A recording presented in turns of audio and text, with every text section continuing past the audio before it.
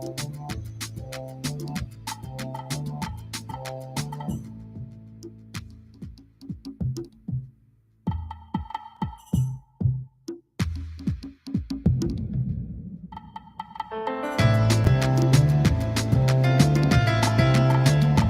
going to call this May 15th Boards, Parks and Rec Board Commissioners meeting? Commission.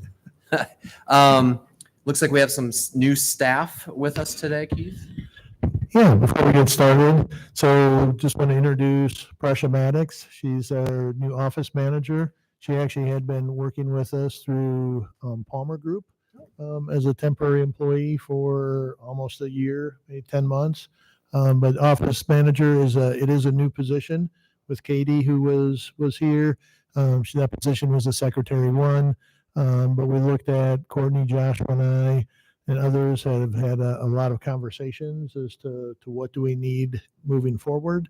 We felt that office manager was the best thing. So I'll let Prasha tell you a little bit more about her, and feel free to grill her with a lot of questions. Yeah, I don't know what more there is to say other than the first week I was here, I told Keith that I liked it so much he would have to push me out kicking and screaming. So I'm glad I was able to stay. I love everything we do. I'm excited about all the programs, and I thank you guys all very much for your support and everything, all the hard work that these guys do. So. Awesome. Well, welcome. Yep. We always say the biggest thing we need here is more staff, because these guys are way too overworked. So welcome. Thank you. And I agree. One question: what's your favorite park? Innis Grove. Oh, yeah, very good. Perfect. I got married in Innis Grove, so it's one of my favorites too. Oh, awesome. Okay. We'll move forward then. First item on the agenda today is the approval of the April 17th minutes. Move to approve. I'll second that. The motion on the table is to approve the minutes from the April 17th meeting. Any discussion? No discussion. All those in favor say aye. Aye. Aye. All those opposed? And it passes. Maybe we should just mention real quick that if you're watching from home, we do have our 7th commissioner, Jeff Isles, is joining us via phone. So he is here. We have full attendance today. I'd like to remind those of you watching from home, you may come and give comments at any time. You can come and fill out a comment card, and we welcome those if you would like to speak on something that's not in the agenda. So I will open the public forum. No one's here. So we'll close the public forum. Move on to item number 4, park policies, sample survey discussion. Yeah. So, we've been having a lot of conversation about park policies, rules and ordinances, and getting things updated. We have had, which we shared with you last time, public input session and got some feedback from the commission. So we did put together, sent out to you earlier today. You do have a copy of it in front of you as well. Just a draft survey that we want to get out and get some feedback. You can see that there's some different, Pressure will make it all look pretty and stuff before it goes out. And we'll add, an introduction of what we're trying to do. But we will try to get, some information in regards to using the parks, how often are you using the parks, and so on. But then when you go through, we do have a good number of questions, because that has been regarding, the micromobility or personal transportation devices, bicycles, e-bikes, scooters, e-scooters, and so on. We have had a lot of comments, concerns, regarding safety in the park system, on the trails. So there are a good number of questions related to that. We do have some questions in regards to foraging. That has been a topic. We have had, and I think a couple of meetings ago, Tam Lorenz came and shared some of her comments regarding dogs off leash. So there's a few questions related to that. And then we just do have some open-ended questions regarding just safety. Are there other park issues that people want to share with us and let us know hey, maybe here's something that you're not thinking about that maybe we should. So once we get the survey results, obviously with June when we go to the tour, which will be at the Fitch Indoor Aquatic Center, we hope to bring back some recommendations and some draft policies then to you at the July meeting. So I'm not going to go through every one of these questions. So really, if there are questions that maybe you think are missing, or if there's more that we need to ask, or hey, why are we asking this? I'll open it up and be glad to answer any questions or take any comments that you have. I had a couple comments on the questions on page 3. If you're a walker, jogger, runner, do you feel unsafe, and should the city not allow? I wonder if those are a little bit leading, and if instead we want the respondent to select if they feel safe or unsafe, or like a sliding scale. And then should the city allow, not allow, and kind of allowing, like letting that be a response for the person Oh, yep. doing the survey. And similarly, on the next page, for the speed limit, if the city were to implement a speed limit, what should it be? I wonder if we would consider putting no speed limit as an option for those who do not wish to see a speed limit. All right.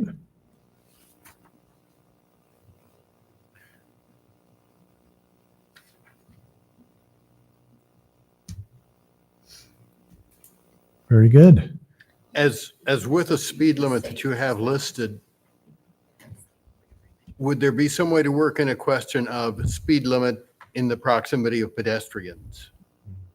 That is, there's certainly times when the trails are wide open, you can see a long distance, and you feel like a higher speed limit is appropriate. And other times you might, if you are approaching anyone, any pedestrians or other people, that the speed limit should drop to dead slow. Yeah. That's harder to explain, but Right. Yeah, and there's in some of the surveys I know, or some of the things that we have looked at either through PA, Assistant City Manager, or what we have looked at, there are some places that do that. But when we looked at Minneapolis, with theirs, what they did is they have a set speed limit, but the users, and one of the council members has a child that lives up there and uses the bike trails a lot. And the feedback that he got was that there's a set speed limit, but people know that if there is nobody around, they can obviously go faster. And people kind of monitor it that way. Because I think one of the things, and Joshua and Courtney can chime in, one of the things that we experience, and we always got to be careful when we're setting rules or setting standards and things of that sort. Sometimes what happens is if you say when pedestrians are present, okay, some people are going to say, well, there's a pedestrian a quarter of a mile away, you should be going 10 miles an hour. Somebody else is going to say, well, I'm going to go 30 miles an hour until that pedestrian's 10 feet away. And then we wind up getting a lot of having to do a lot of explanation, with it. So I think from the Minneapolis experience or the feedback that we got there is if we set a speed limit and then people can kind of gauge and judge it themselves.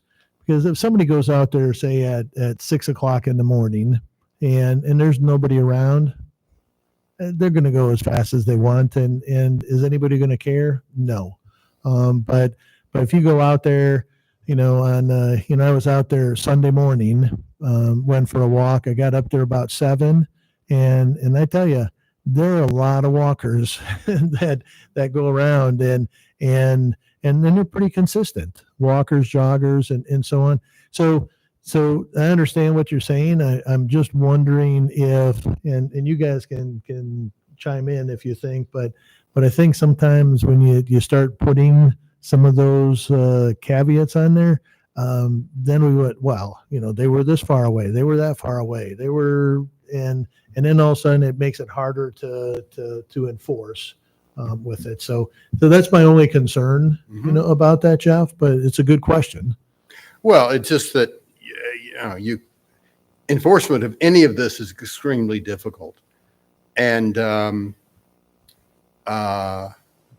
people are going to be using common sense on it anyway. It's a matter of, to me, we can say a 10-mile-an-hour speed limit, but there are people that run faster than that. Yeah. So, it's going to be up to building a set of, as far as I'm concerned, courtesy rules that you use regardless of what our posted speed limit is. And I would just I would hope that we could encourage that. Yeah. Politeness and and with that, Jeff, and some of the things that we have talked about, as well, it's not only the speed limit. We talked about this with council, in the other night with the trail replacement and so on. We are going to put some graphics on the trail. We will have signage, and we did also say we're going to need to do an educational campaign to really get people to understand it, and with it, and part of it might be that we go out and we talk to some walkers, and we talk to some bicyclists, and if we do this education campaign and we get Bill from media relations to go out and help us do some of this stuff, people will understand, and you're right. I think it's one of those things that people will use common sense. We were at on the mayor's bike ride on Saturday, and with it, and I was talking to an individual up at Ada Hayden, and the guy comes up to me on his bike. He was waiting, got done talking with the individual, and he said, "Hey, I just want to give you my 2 cents worth. Put a speed limit out here. Do it 10 miles an hour." He said, "There's way too many people that go way too fast." And again, are we going to care if they go 12 or if they go 13? We're not going to monitor it, but hopefully people understand that, hey, we're doing this from a safety standpoint. So there's going to be a lot more aspects to getting this across, and it's going to take some time because some people there, and maybe part of it, we might even, because we've talked, the people that are out there and they are just racing around, this is not for them. It's not. So we hear what you're saying, Jeff. We just have to keep, figuring out how do we get that across to people. I know Courtney, Joshua, anything to add to that? I think you're exactly right. I think we're talking about, kind of what you're saying, Jeff, is like adding some more gray area. And that can be really challenging for us. Yeah. The other thing is, how are we going to know how fast people go? Even on your own bike, unless you have a speedometer. I mean, really. Yeah. Yeah. And it's, I think you hit it, Jeff. There's going to be some common sense. And there's going to be some things, I'm going to guess that if I'm out there and it says 10 miles an hour, I'm probably going to wind up going less than 10 miles an hour because I just don't know what 10 miles an hour is. I don't have speedometers on my bicycle or anything. Now, Nathan, I'm sure, could go out there and be 10 miles an hour, just spot on. But I think it is. It's being courteous. It's being friendly. We just had some situations, even some of our staff recently, they were out there doing some work on the trail, and a couple of bicyclists came by and basically said some not very nice things to them. And so it's how do you respect one another? How do you make sure that everybody is safe? And you're right. Is this going to be foolproof? No. We got to figure out. And again, this is why we're wanting getting some of this information, and then we'll take the information and come back with some recommendations for the commission. And in some cases, again, if it's an ordinance, we'll have to go to city council with it.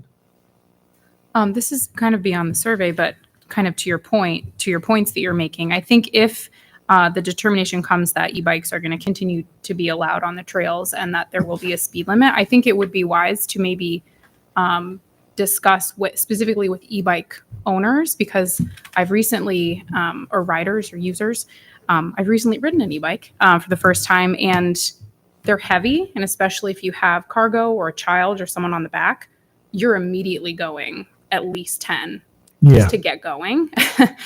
Whereas it would be different on a manual bike, I would assume. Doesn't have speedometer on it, so I don't know. But so I would maybe discuss that specific limit, because I wasn't aware of this beforehand. But yeah, I saw on my speedometer, I was immediately going at least 10, just having the assist on, not even like with a throttle. So Right. just something to consider. Yep. No, that's good.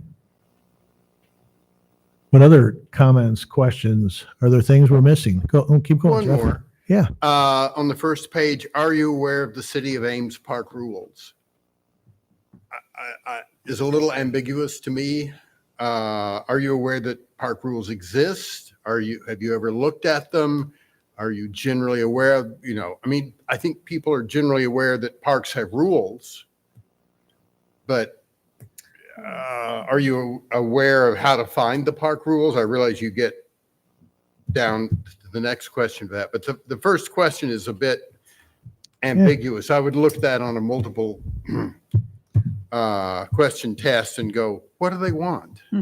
Even if you could match it to the next question, are you aware of what you can and cannot do within the park system? I think that's a good idea of not asking a question that's ambiguous.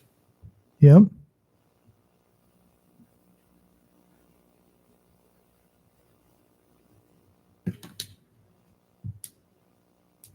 Next time we do one of these things, Hannah and Jeff are writing our survey. So if we do put a speed limit on vehicles, will we have signs up? Like a speed limit sign? Yep. Just like they do on the roads? Yep. Yeah. And it's and some of the signs too is what we shared with council, and I think we talked about this at the last meeting as well, is that the sign will say, you'll have lakeside, and pedestrians kind of hang out on the portion of the path closest to the lake, and wheels are on the portion furthest out, furthest away from the lake, and that's what you'll see. You'll see a pedestrian on the inside or the lakeside portion of the trail, and then a bicycle, on the outside portion of the trail for the non-lakeside. So yes, but we'll have a variety of signage with it. But you won't have directions. Like you would never go that far to say, on these days, we're going No, like you do on a track. no. Sorry, No, not particular. No, That would- it's people will be able to go both directions. So we're not gonna do that. If we have, now when we get to the rec center, if that comes to fruition there, Then I think I think that's more of a track. common practice. Yeah. That people do. A little easier to control. Yeah. Yep.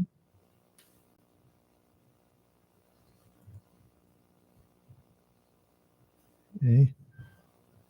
Others. And we probably won't, this won't go out until next week sometime.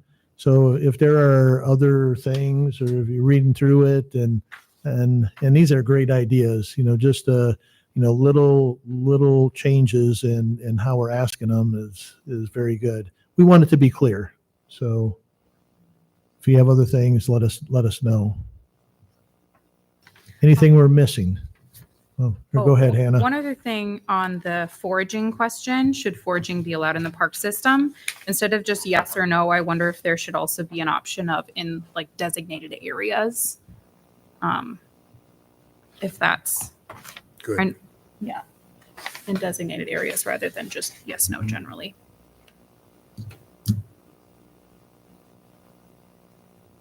So you're saying a separate question, or just adding that little caveat to it? I think adding that as another option. Yes. Okay. In all areas, yes. In designated areas, or no across the board.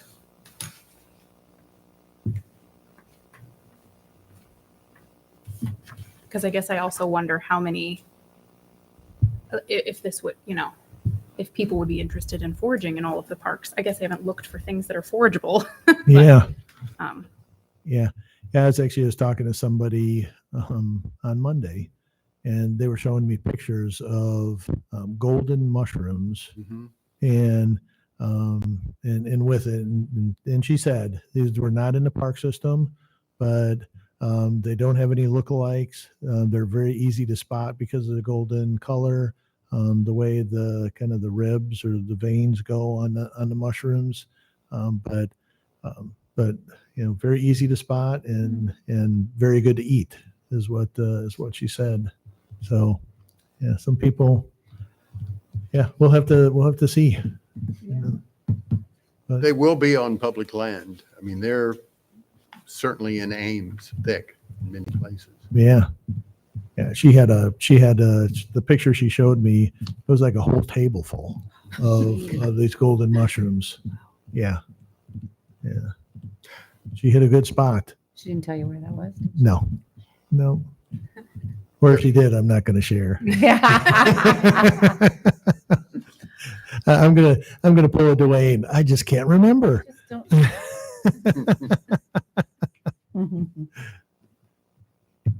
Any other comments or questions? These are all good.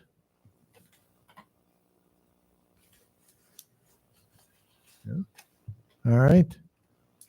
Very good. So what we'll try to do, I think, is try to get this ready to go so we can send it out next Thursday with our e-newsletter, and then we'll maybe hold it open for a couple of weeks, and then we'll see what kind of feedback we get.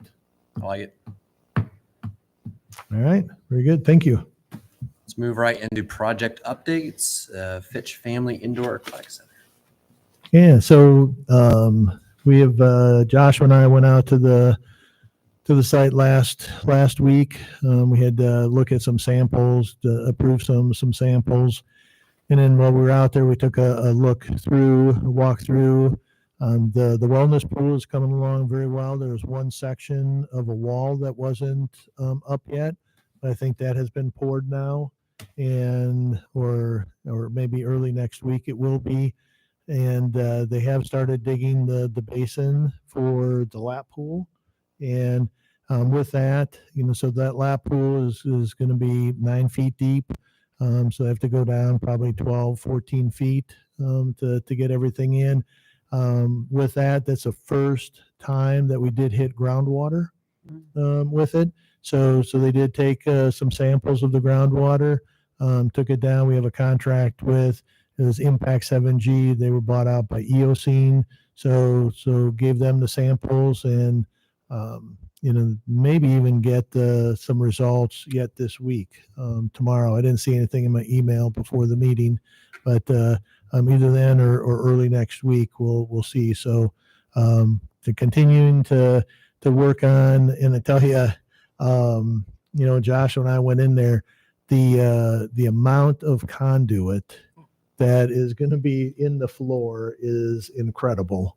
And it's like those guys, those electricians, I don't know how they keep all of that straight. But there is a lot of conduit. They have all the trench drains that are going to be in the locker rooms and so on. Those are all in. So they'll pour right up to those trench drains. I think they were going to pour the mechanical room and the electrical room maybe this week. Yeah. I'm trying to get that done. If you go by on the outside, the kind of the northwest corner, they have started picking up. They've moved all the equipment, got all the materials out of there that they didn't need anymore. So they've been this week. They've been digging up all the millings and anything that's been there. And they're going to be starting to put in all the underground stormwater components, and then they'll get that poured. I think sometime in I don't know yet this month, but June. Yeah. Maybe for sure. So they'll pour that, and then they'll move the trailers over eventually onto that new parking area. And I think the roof is all done. So it's really I'm I think we're all excited for you to get in there on June 19th and take a look. And by that time, all of the slabs in the non-natatorium, slab on grade, that should all be done. They're getting all of, and in some of it, they're getting all of the vapor barrier in before all of the concrete goes down. So just a lot of progress is happening. So am I missing anything? Of course, you've been in there before, Joshua. I don't think so. You talked about the lap pool basin. That's a big hole. Yeah. Big hole. Yeah. Yeah. So a lot of good things. So just keep moving along on the construction and we did talk, to the last meeting, we're still looking, at January 23rd, I think is a substantial completion. So, but we did also, I guess we did have a meeting on Monday. It was, Prussia, Courtney, Joshua, me. We had, who else did we have in there? Nancy Shaw. Leanne wasn't able to make it. Hugo wasn't able to make it. But what we talked about was starting to plan for the transition. What's all the training that needs to be done? What are we looking for besides maybe what is spec'd for training? Who all needs to be involved in those trainings? And then when do we get the furniture, fixtures, and equipment? When do we need to procure all of that? When can we move it into the building? When can we train all of our staff so they know emergency action plans, all that kind of stuff, and then try to figure out, all right, now we can open. So that was exciting too, to have that meeting. But the three of us, we kind of talked afterwards, and it's like that's a lot of stuff that needs to happen. So we're working on getting all the equipment and the training and not only just training of how this piece of equipment works, but how does all this stuff interact? What's the intent, of it? How do we know that if the pool water is 84 degrees, well, what should we have as the air temperature? And if this is happening, how do you troubleshoot it? And because if you do this, maybe then that throws this off, and then it throws that off. And so how do they all interact with one another as well? So it's gonna be a lot of training for our staff. It's gonna be a lot of time for our staff too, to learn a new facility. And I tell you, this is a lot different than municipal pool that was built in 1965 or whatever, 67, whenever it was. A lot different. A lot of automated controls and things. And it's easy for our consultants when Joshua asks a question or Courtney asks a question and say, oh, you just have to worry about this. Everything else is automatic. Easy for you to say, but we're the ones that are going to have to make sure that it's all working. So very excited. And we're excited to see it. Yeah. At least I am. Hope you guys are. So the Stephen L. Shanker Plaza, we did get a proposal from Henkel Construction about the surface of the ice ribbon. There was we weren't sure. Some of it was very vague in regards to, is it just a mock-up? Are they going to do the entire surface? Is it going to be just certain sections of the surface? Will we have an overlay in some parts and the concrete that's out there in other parts? So we just sent back just a list of questions and some other things that, hey, this is what we need before we can make a decision and give you direction. So until we have a firm understanding of what it is that they're proposing, we're not going to say yay or nay to that. And there's a number of other things. There's long term. We could do it now. But what does it look like in 3 years, in 5 years, in 10 years? Things that we've talked about before. So those are some things that we still need to work through. And then I won't go into any details right now, but we did do some training. Joshua and maintenance staff were over getting training on the spray pad. But then there were some issues that came up there that we said, this is unacceptable. So there were some things there that we're working with Confluence and the Aquatic Design who designed it, and then the contractor and about some issues. So we're still working through that. So maybe we can get it resolved. Maybe in June we'll be giving you some more details on where we're at with that. But so it's kind of like we've talked. It's the gift that keeps giving. So.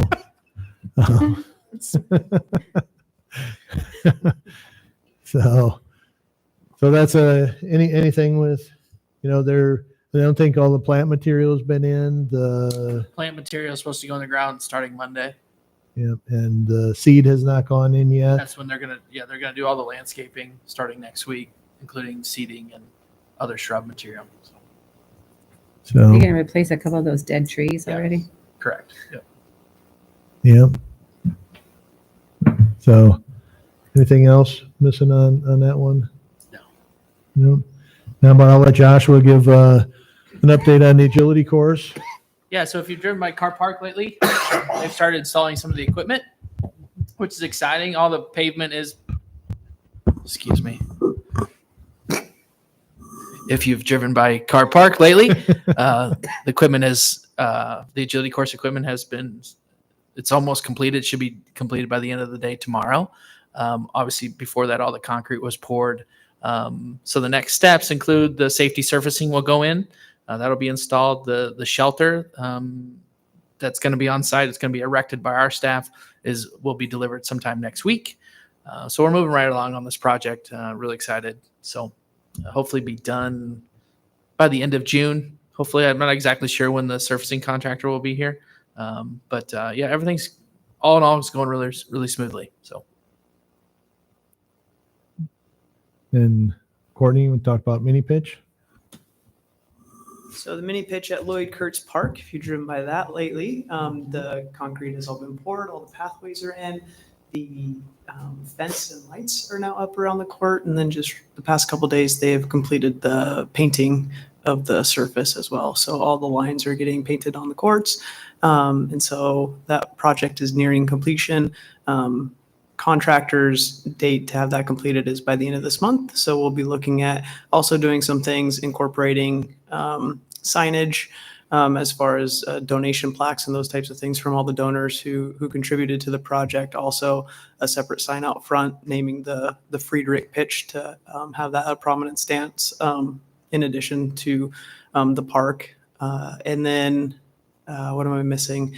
So the lines got drawn on today. I'm not quite sure, but Friedrich pitch is also being displayed on the court surface as well. So that may be an addition that has to go. So if you have a chance to drive down Bloomington, take a look. That's coming along nicely. So with just a couple of things to put up in the exterior as far as signage and things and doing cleanup, we'll be looking at trying to do some sort of grand opening this summer, likely in June sometime, pending everything going well. So. Yeah. And maybe one other thing that I would just mention, I did forward to you on Monday some of the documents. We had a lot of items that went to the council on Tuesday night. All of those did get approved, and again with the three projects, we took those all at one time. That's the Daly Park splash pad, the Ada Hayden Trail project, the replacement, and then also our park maintenance facility. And just as a quick overview, we took all three of them because we're showing with the engineer's cost opinions is that we have substantial savings on the splash pad. We have a shortfall on the park maintenance facility, and we took it to council showing that we're still about $80,000 short with the funding of everything. but between the three projects, we have 10 alternates that are included that total over $500,000. So we gave them three options. Said, normally we don't bring a project to you if we're short money, but one option would be to potentially not award some of the alternates to get within with the funding that we have. Another option is to use savings from other projects. By the time we award this, the mini pitch will be done. The agility course should be done. We'll know what kind of savings we have for those two projects. There may be savings from a couple others that we're finishing up. So that's another option. And then as a kind of a fallback, we do have the Park Development Fund, and we do have Guido Winokur money that we could potentially use as well. So I think we're sitting well. Council did say, yep, let's go ahead and they did approve all three of those projects, and now we'll see what happens. Dwayne. The daily splash pad, I know when we talked about it to begin with, it was kind of with that area. Is there any real interest in there to really have that anymore? The splash pad? Yes. Oh, I would yes, say yes. very much so. I hear one more person ask when that splash pad's. Well, I know they keep asking when it's going to be done, but I know it's just the cost just keeps Yeah. So getting to the point where is it worth putting that in there? yeah. So with it, there is a lot of excitement. Obviously Janet is hearing it. We're hearing it. No council members are hearing it. It's been a project that's been in the work for a long time. Again, one of the delays was initially the Iowa Department of Health, who was overseeing, pools, said you got to add a restroom. And then we wanted to get a waiver, and that took a long time. But now the pools are underneath the Iowa it's Inspections and Appeals, Department of Inspections and Appeals. So with that, they have given us a waiver. So that's why, we were looking at about 101.3 million is what we have funding for. We're looking at about 900 right now. So we have over $400,000 in savings with it. So the cost has come down because we don't have to do that. And we do have, some contingency built into that project. We also, for the mechanical building, we were pretty conservative with what we have. So that cost, we're thinking that cost, if the bids come in, which we think they'll come in close to what the engineer's opinion, the cost opinion is, we may even have more savings than that 400,000 with it. But there's a lot of people that are wanting this project, Dwayne. Okay. I'm the cost of it is just crazy for a splash pad. Yeah. And I'm hearing people who want their equipment in their, like the Hans Christian area wants that done sometime before the next, 3 years from now. And so there's equipment out there that's what I'm hearing people want that being taken care of, especially with, the cost that this splash pad is just kind of, So you're talking Christopherson Park? Yeah. Yeah, that playground's actually going to get replaced in June. Yeah, so. So, I mean, those are the things that I keep hearing is the playgrounds that need to be fixed. Yeah. We heard Lloyd Kurtz. Oh my goodness, that was a big one that, and $1 million for a splash pad just is kind of a little bit eye opening. Yeah. And It'll be utilized. Let me do it will get a lot of use with it. So and again, just for a reminder for everybody and for those at home, with our playgrounds, the general life of those playgrounds are about 20 years. And Joshua has put together, a replacement plan, which is out for 15, 20 years. It's out a ways. So and what we do is we wind up, sometimes because of use, because of where it is, those types of things. Maybe we have to replace them at 16, maybe we replace them at 24, maybe we replace them at 20. So we have that flexibility, and we're always looking. We have a certified playground safety inspector on staff, Sean Crane. He goes out there every year. We're getting another staff member involved with that as well. And there's some flexibility with that. So we do keep a pretty good tabs on the play equipment, and we're probably looking at, we do 2 or 3 playgrounds a year. So we wind up probably, could be $250,000 to $400,000 a year that we're setting aside just for replacing playground equipment, depending on what's all coming up and on that replacement schedule. So, but yeah, the splash pad, and one of the things that we hear too, Dwayne, I think we've all heard it, is I had somebody, within the last several months said, hey, why doesn't Ames have a splash pad? All these other smaller communities have them and stuff, and said, it's coming. And then explain it to them, and they're just super excited. So I think it just gives a different kind of park that we are missing. Yeah. We have great parks with great amenities, but this is one we don't have. So yeah. It will be utilized. I will guarantee you. Oh yeah. Lots of families there. Yeah.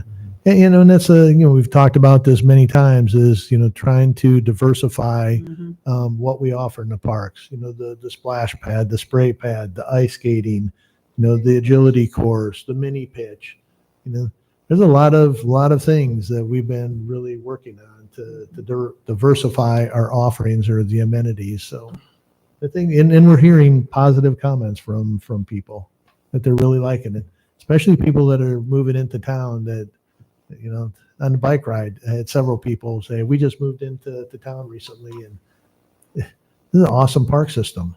A lot of cool things. So that's it for projects. Well, Wow. slides us right into monthly report. So I'll highlight 2 things. I want to thank Hobbs Garden and Greenhouse. This is for the donation of the flowers for our adoptive flower program. We have over 40 flower beds that volunteers plant on an annual basis. All those flowers are given to us free of charge from Hobbs Garden and Greenhouse. They've been doing that for over 25 years. So I just want to thank them for that. And thank you to the volunteers for taking care of those gardens and planting them. And so most of them should all be planted by the end of this week, which is great. And the second thing is, so 2 out of the 3 basins at Furman Aquatic Center are ready to go. Water's circulating. It's clear. It's great. There's one basin that's not ready to go. It's the Lazy River. We have a contractor supposed to be on site tomorrow. There's a leak that we haven't found where the leak's at. And so hopefully that gets squared away really quickly, and then we can start filling it up and be ready to open next weekend. So if people ask you questions, that's what's going on. So. And maybe just to add to what Joshua just said. So sometimes, we have a leak and it's not really an issue. We may elect, hey, let's open and we'll be fine for the season. We'll fix it afterwards. The issue with this leak is making the water dirty. And so it's bringing dirt in from somewhere. And when we did fill the basin and started circulating, could not see the bottom of the Lazy River. And we're talking, this is only 3 to 36 to 42 inches deep. So that's really one of the biggest issues with this. So obviously safety is number one. And if we can't see the bottom, we're not opening. So that's why we're needing to get it fixed. Yeah, I'll just mention briefly too, we had our Miracle League kickoff, have opening day last weekend. So Miracle League is a program for youth and adults with mental or physical disabilities. So it's, if you equate it to T-ball, it's similar. It's a baseball league that has modifications to it. We do have buddies that participate every weekend.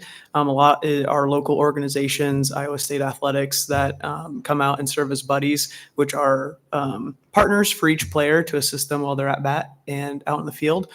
We do have an opportunity this weekend. City of Ames will be out there, but we're also calling on all other community members that if they want to come out and assist with those games. Games are at 9 and 10 o'clock at Miracle League Field at Innis Grove. So we encourage people, if they have available time in their day, to come out and help out at Miracle League. It's a great way to kick off your weekend, I can honestly say. It's a great time, a lot of fun. But we also have other dates. It's every weekend through June 21st. So if there's anybody out there that wants to participate, get groups involved, or just them as individuals, we welcome them with open arms. So they can get a hold of Parks and Recreation staff. They can get a hold of me, and we can figure out a way to help them get involved. And we do have Deborah signed up for Saturday to come out and help. So if anybody else is available, come on out and help us. Courtney and I are going to be out there. Precia's going to be out there. So it's a good time. Anything else? Any questions?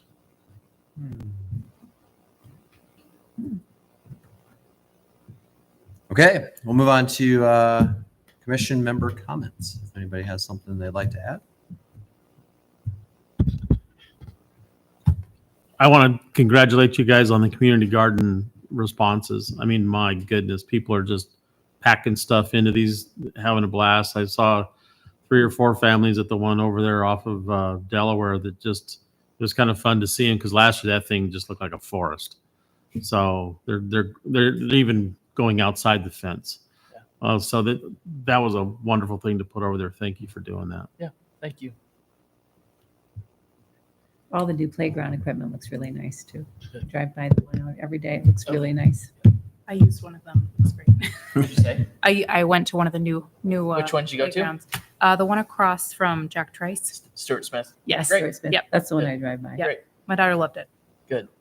And I'm very excited about the agility course. I go by it every day, and I can't believe how fast it's gone up. Yeah.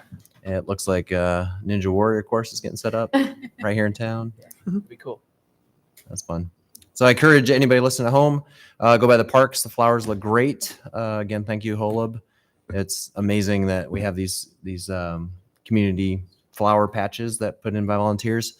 I spent quite a few years doing that, and it was very rewarding to see the flowers grow throughout the year. So it's awesome. Anything else? No. Okay. Our next meeting will be June 19th. We're going to do a parks and facilities tour, which is our normal June meeting. We'll get information on where we're meeting, probably right here at 4. Yeah, what we'll most likely do is we'll just probably wind up just going to Fitch. Okay. And prior to that, I'll send something out to everybody to let you know where to park. We might be able, at that time of the day, we might be able to park inside the fence. We might have to find parking on the street. We also did invite the city council to come along as well. So I've already, I think, I have 2 or 3 yeses that some of the council members will be there. So just be good to show off the facility to everybody. That's good. Nothing else? I'll take a motion for adjournment. Motion to adjourn? Meeting's closed.